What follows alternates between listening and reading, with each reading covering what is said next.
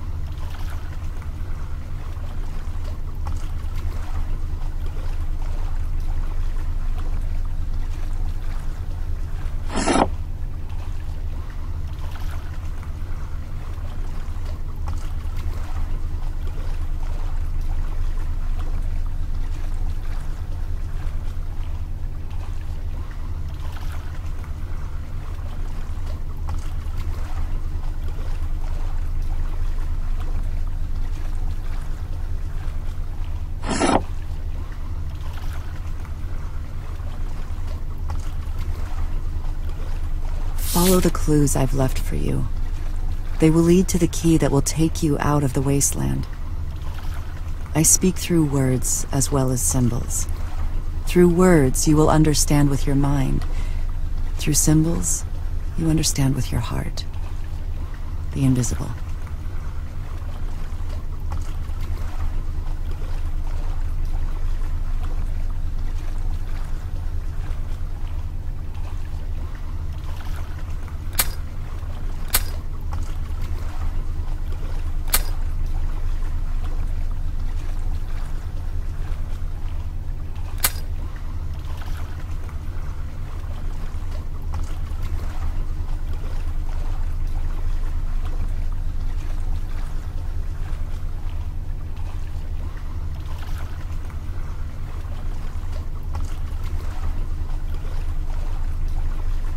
Follow the clues I've...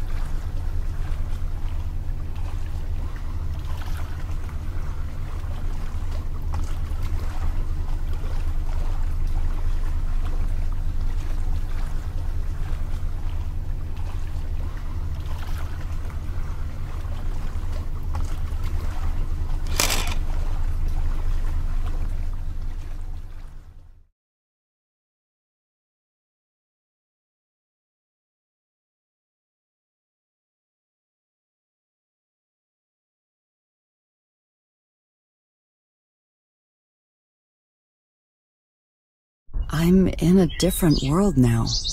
In this one I can see everything. It feels different. The colors are so vivid.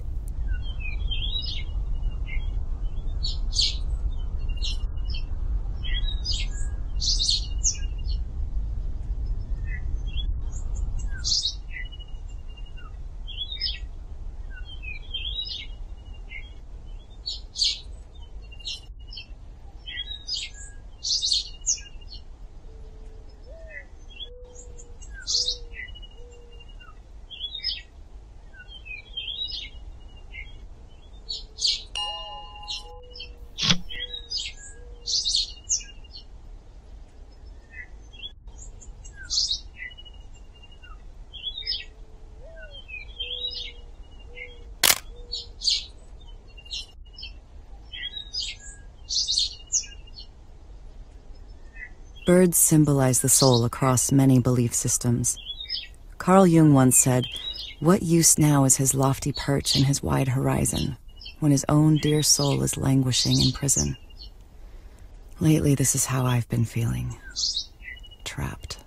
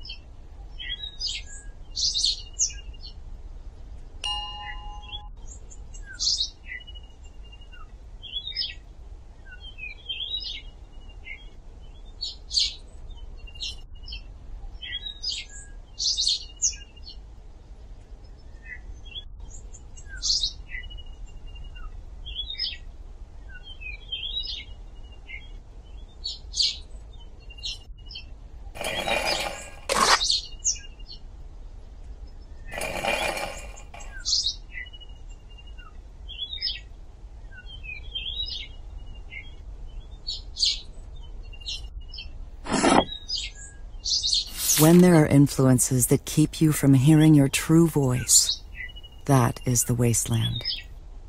There is a reference in these notes to the wasteland. I remember reading a lecture where Joseph Campbell spoke about the wasteland as a theme in mythology. It was a place where people believed in things they did not really believe and did things that were against their true nature. Could this be what the notes refer to?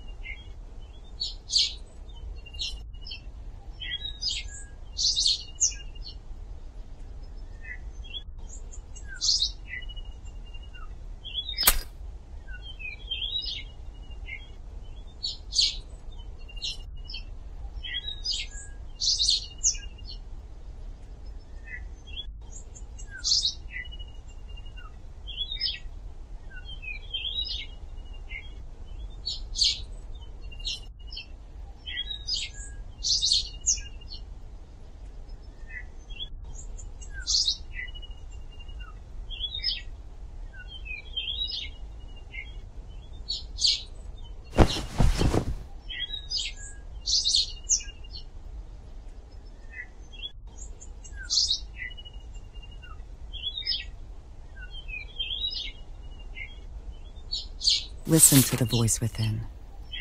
Doors will open.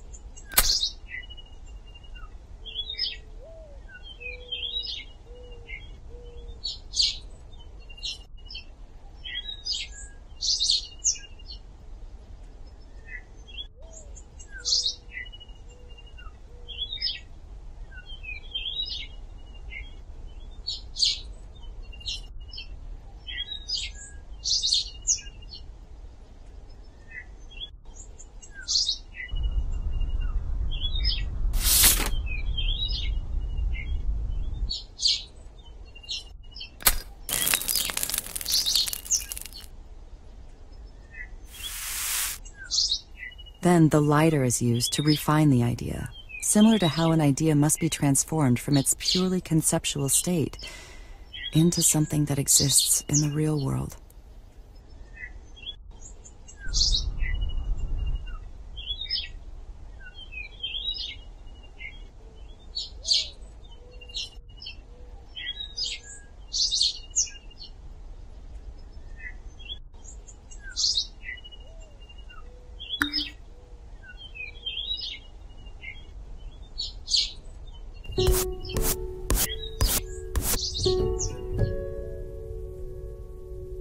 After painting on that canvas, the painting became real. It became part of the world I could step into. Painting in that passageway reminds me of an essay I once read about creating a new reality. At any moment, we can choose to be passive receivers of reality, or choose to create a reality of our own.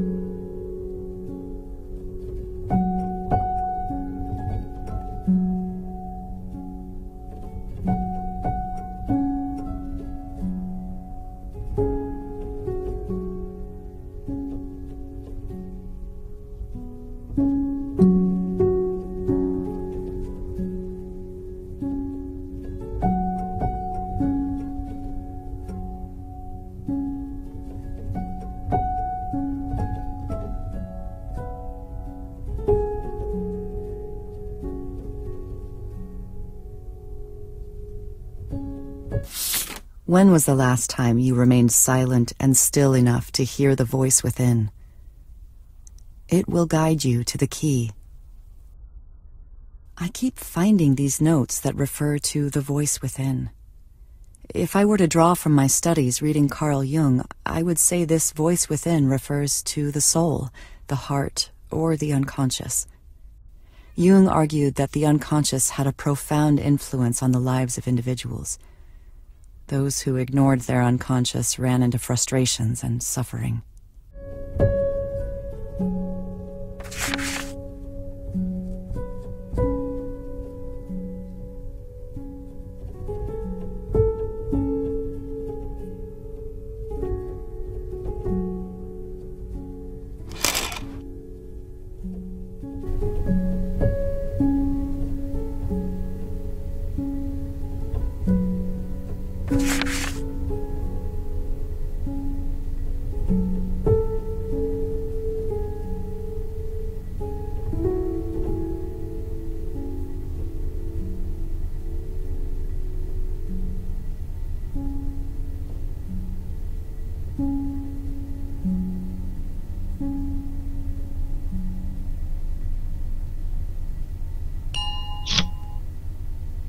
Sometimes detours are necessary to move forward.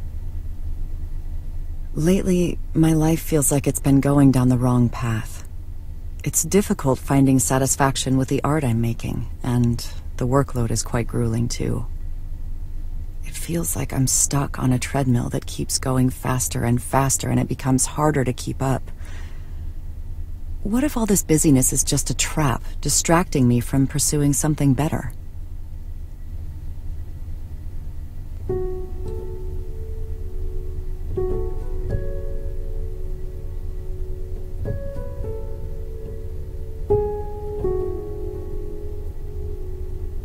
Listen to the beat of your own drum. Every artist has their own cadence. Follow it. Every artist has their own cadence. Pretty much all of my creative efforts have been dictated by someone else. To have my own cadence, where would I even start? I've become so used to working with other people's ideas that I have a hard time coming up with my own. Like I just can't see them. To see with new eyes, that's such a tricky thing.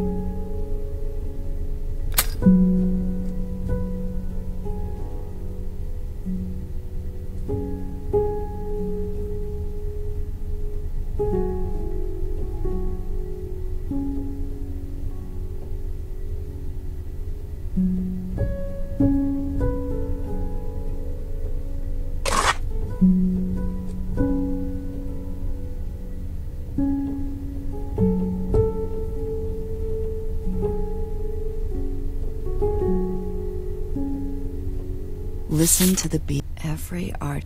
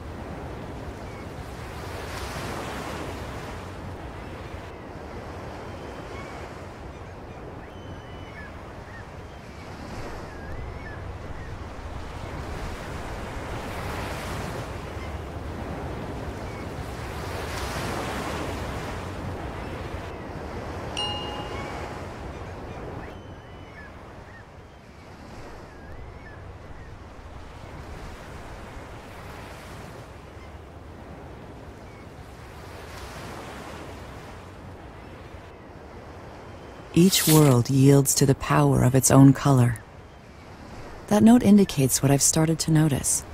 Each world seems to have its own color theme in the items I pick up, and each world uses a different color of paint. Blue was the primary color for the alley cafe, red for that ornate house, and green for this foggy cliffside.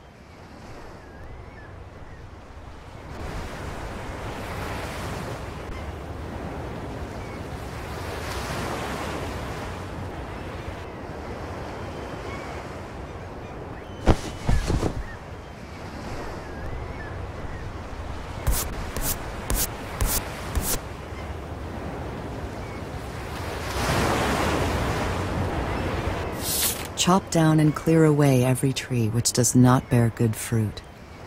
Look past distractions and what is not essential, and your path will be revealed.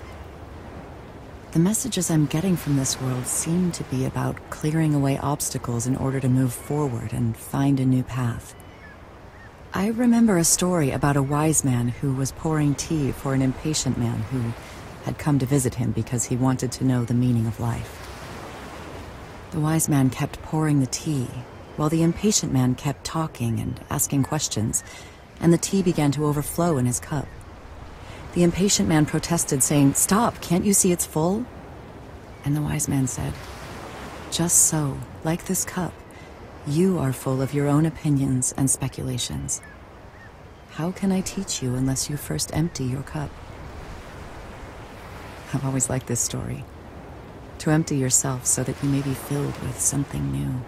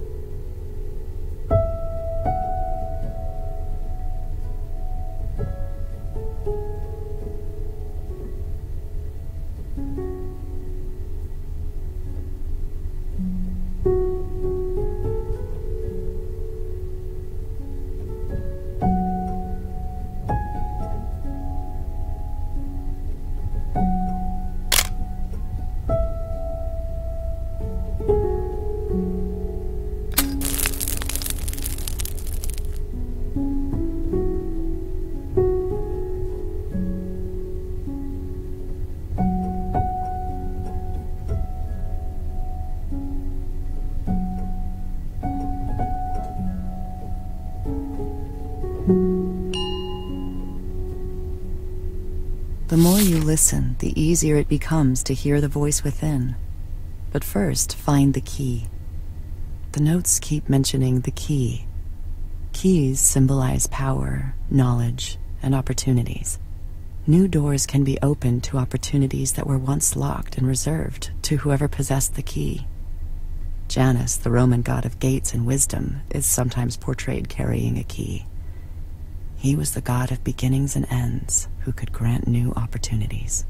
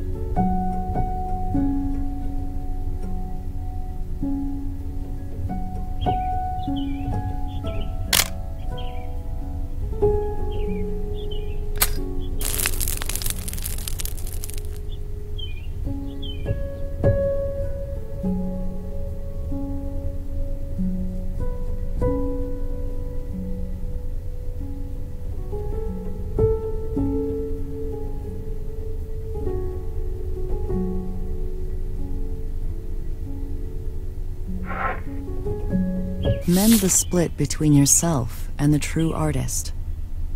These notes keep mentioning something called the true artist.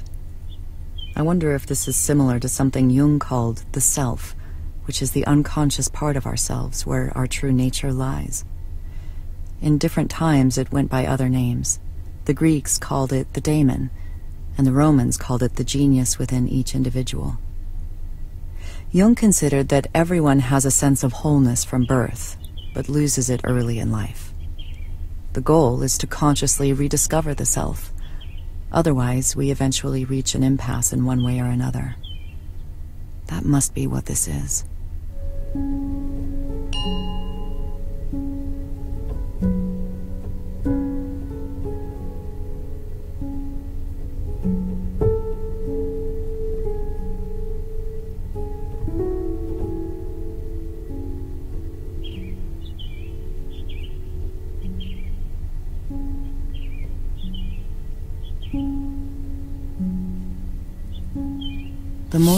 The notes keep mentioning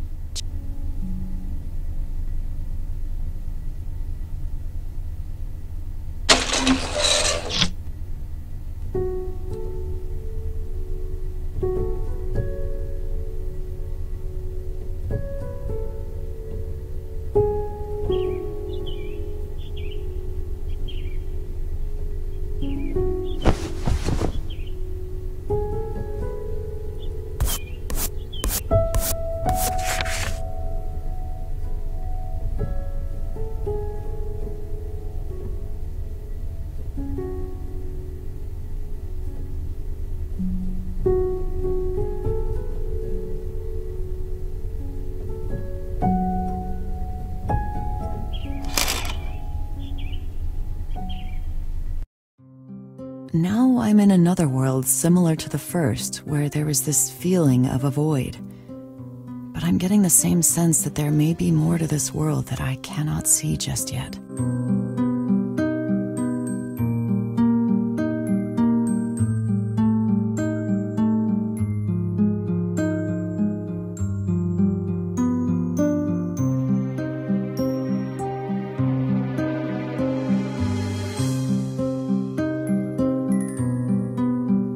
Let the art guide you where it wants to go. Listen. When working with other people's ideas, you don't need to let anything guide you. The plan is mapped out already. To let the art guide you where it wants to go sounds like intuition. I once read that intuition is letting the painting paint itself. That requires a lot of trust in something you can't quite predict or see.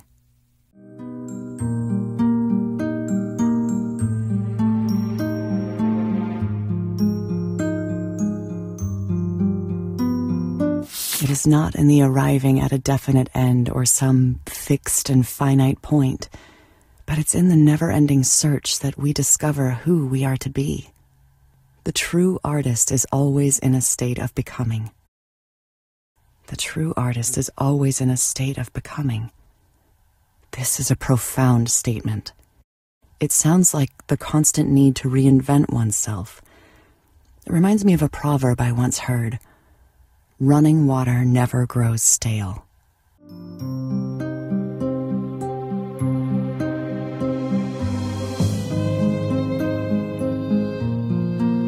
When tasting the fruit of our true essence, the direction of our lives are forever altered, and our souls cannot find peace and fulfillment until we realize our true purpose. To taste the fruit of our true essence sounds like seeing with new eyes. I've never experienced this, but I've heard it's like waking up to a new reality where everything looks and feels different. Jung called this the process of individuation, where the conscious and the unconscious are united in a person, and one is able to live out their true nature. The person becomes whole.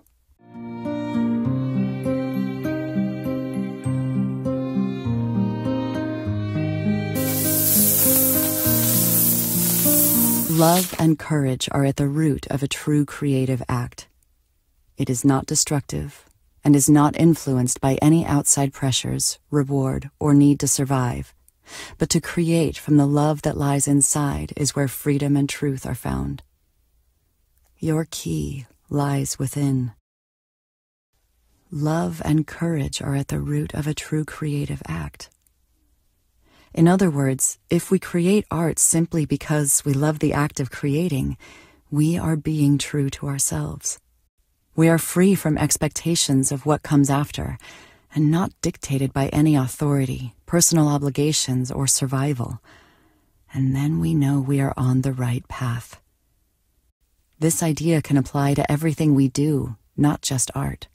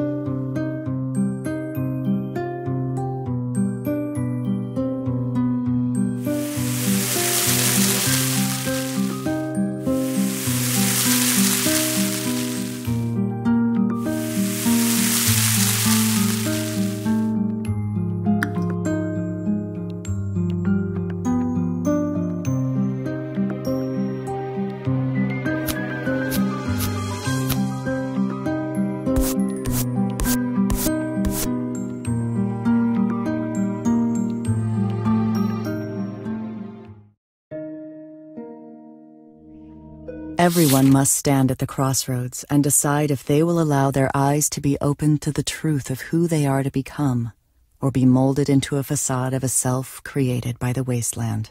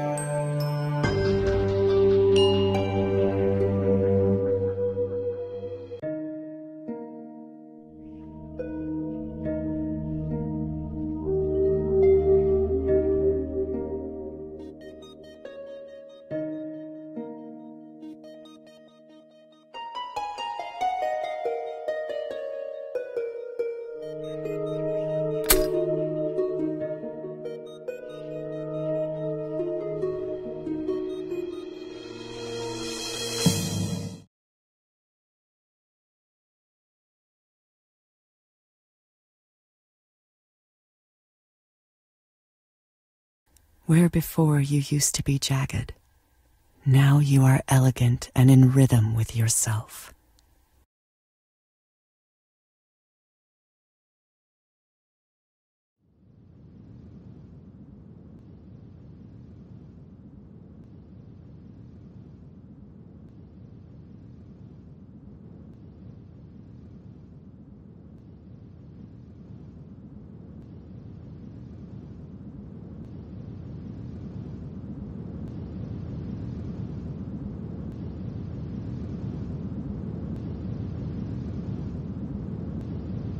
The true artist lies within you. Go paint your masterpiece.